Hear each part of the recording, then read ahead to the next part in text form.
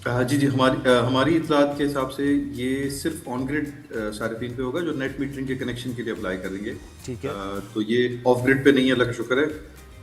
और इस वक़्त जो है लास्ट यानी मुझे याद है जब ये रेगुलेशन इन्होंने फ़रवरी में रोल आउट की थी, जनवरी में हमारे पास भेजी थी ड्राफ्ट के लिए, उस वक़्त भी हमने नेपरा को समझाया था कि ये जो आप करने जा रहे हैं 25 किलोवाट से छोटा, ये अच्छी रेगुलेशन नहीं है।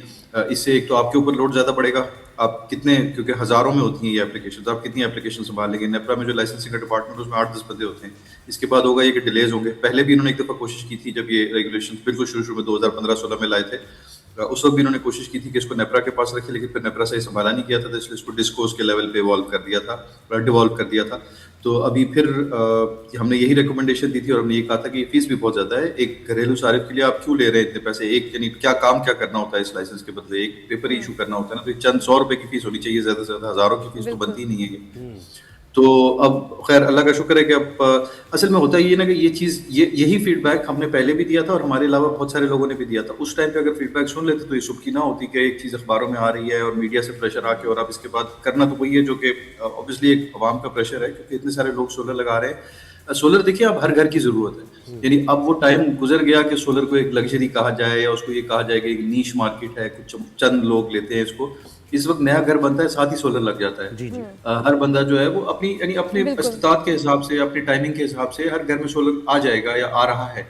तो इसको ये कहना कि इसके पीछे मैं 10,000 या 15,000 फीस लूंगा, ये यानी कोई ज्यादती है, बिल्कुल। कोई फेयर बात नहीं। और खासकर अब जिस तरह से रेट्स वगैरह नेट बिलिंग के रिवाइज कर लिए हैं तो वैसे भी गवर्नमेंट को बहुत ज्यादा फायदा हो रहा है इस बिजली से जो जा रही है। यानी बिल्कुल। देखिए ना, आप एक बिजली 10 रुपए की खरीद रहे हैं एक सारिफ से और उसके बराबर वाले सारिफ को वही बिजली 50 रुपए की बेच रहे हैं, तो यानी इसमें तो फायदा ही फायदा है। तो आप जी। क्यों, बल्कि आपको तो फीस देनी चाहिए लोगों को कि भाई तुम सोलर बिल्कुल, लगाओ ये तो क्योंकि हमें एनर्जी आगे जाके क्राइसिस फायदा को होगा। इससे हम फाइट कर सकते हैं, कंट्रीब्यूट कर रहे हैं, लेकिन लग रहा है कि जैसे डिस्करेज किया जा रहा है कि नहीं भाई नहीं, सोलर से बिजली ना बनाएं आप।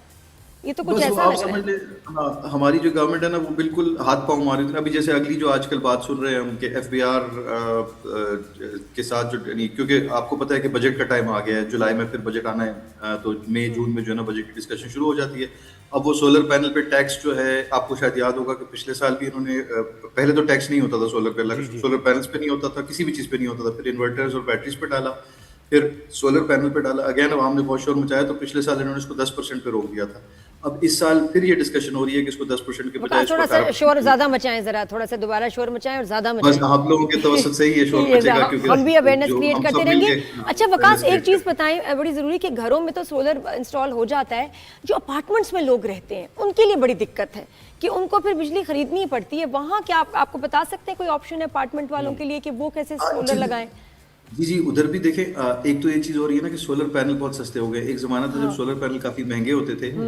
तो अगर आप अभी गूगल करें, यानी ऑनलाइन जाके थोड़ा-सा सर्च करें तो बालकनी सोलर का एक ट्रेंड आ रहा है। उसमें ज़ाहिर है पूरे घर की कवरेज नहीं होती, हाँ, लेकिन वो क्या बालकनीज़ है? में उसमें होता है ये कि छोटा सोलर पैनल या 2 सोलर पैनल या 4 सोलर पैनल जितना वो जगह हो सकती है, वो अपनी खिड़कियों में या बालकनीज़ में लोग साइड पे उसको लगाते हैं।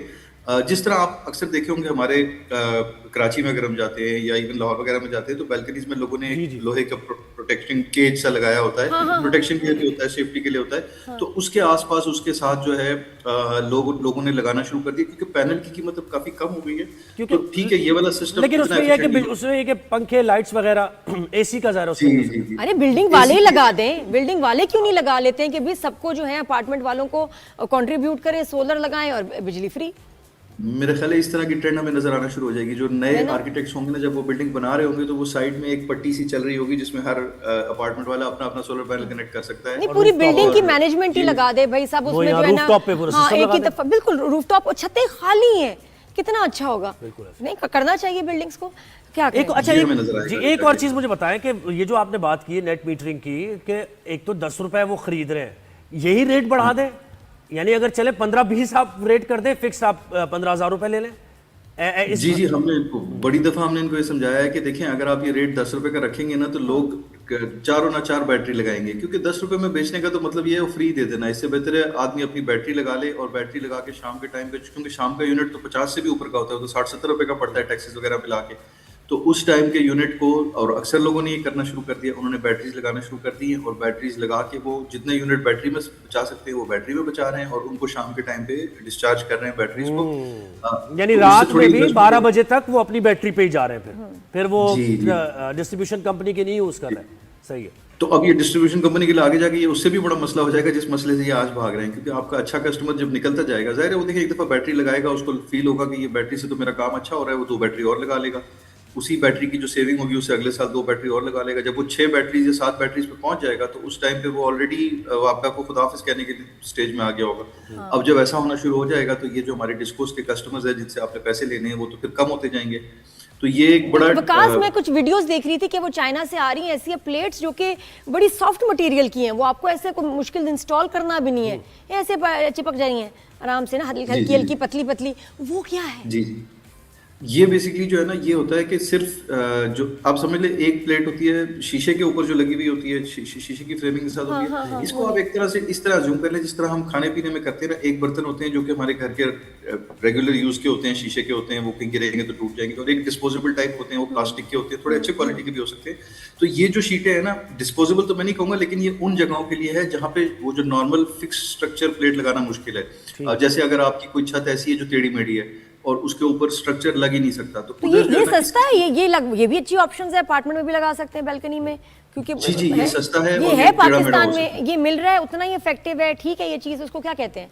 नहीं, इफेक्टिवनेस इसकी कम होती है। जिस तरह देखिए डिस्पोजेबल बर्तन और रेगुलर ग्लास के बर्तन की बात करते हैं ना, तो उसमें वो मजा तो नहीं आता खाना खाने में जो डिस्पोजेबल में आता है। सोलर लाइट्स भी जो है ना वो भी लेकिन उसको बेकार है। शिफ्ट किया जा सकता है, बस ये फायदा है कि आप उसको जो है ना मैंने सोलर लाइट्स लगाई ना गार्डन वार्डन में, कोई काम नहीं करती, एक दिन उसके बाद हल्की हल्की होती, हो जाती है। हफ्ते तक की तो उसकी लाइफ है। सोलर लाइट्स कितनी बुरी आ रही हैं, बहुत ही बुरी है, रिचार्जेबल लाइट्स सोलर से कोई नहीं काम उसमें करे। असल में ये होता है कि पाकिस्तान में कुछ मेरे ख्याल है हमें यानी इस चीज़ की भी जरूरत है कि हमारे रेगुलेशंस बेहतर हों कि हर बंदा हर चीज़ ना ला सके। मैं कहता हूँ कभी कभी कि पाकिस्तान एक बिल्कुल आज़ाद मुल्क है, यहाँ पे कोई भी कुछ भी कर सकता है, तो थोड़ी सी रेगुलेशन की जरूरत नहीं, होती है। बकास ये मैं बाहर से लाई थी, 8 लाइटें लाई थी, आज ये हाल है कि कोई भी नहीं काम कर रही।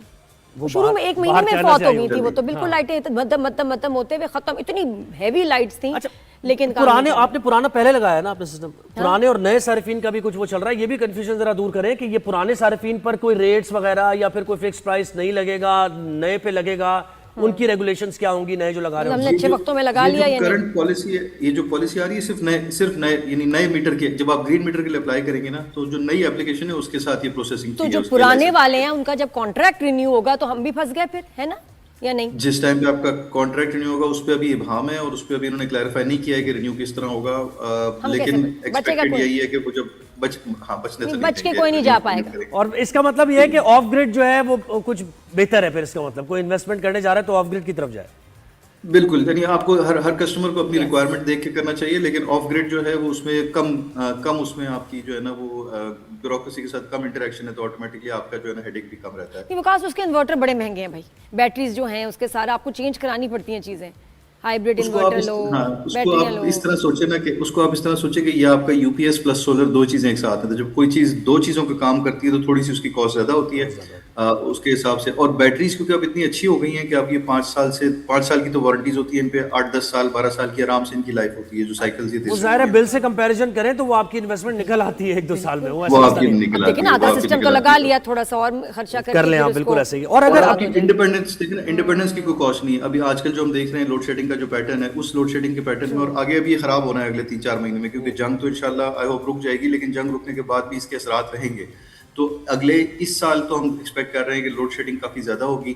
गैस हमारे पास नहीं आ सकती क्योंकि कतर गैस दे ही नहीं रहा, और गैस कतर के अलावा हम कहीं से लेते नहीं है। तो जब आपकी गैस बंद होगी, बिल्कुल एनर्जी के जराए हमारे पास महदूद है, बिल्कुल आप सही कह रहे हैं कि एनर्जी के जराए हमारे पास नहीं है, तो बिजली कैसे बनेगी, बिजली हमेशा शॉर्टेज रहेगी। बहुत शुक्रिया, आपने हमें वक्त दिया और कुछ क्लैरिटी आई है, अभी लोग समझ गए होंगे कि जरा सा क्या मसला है।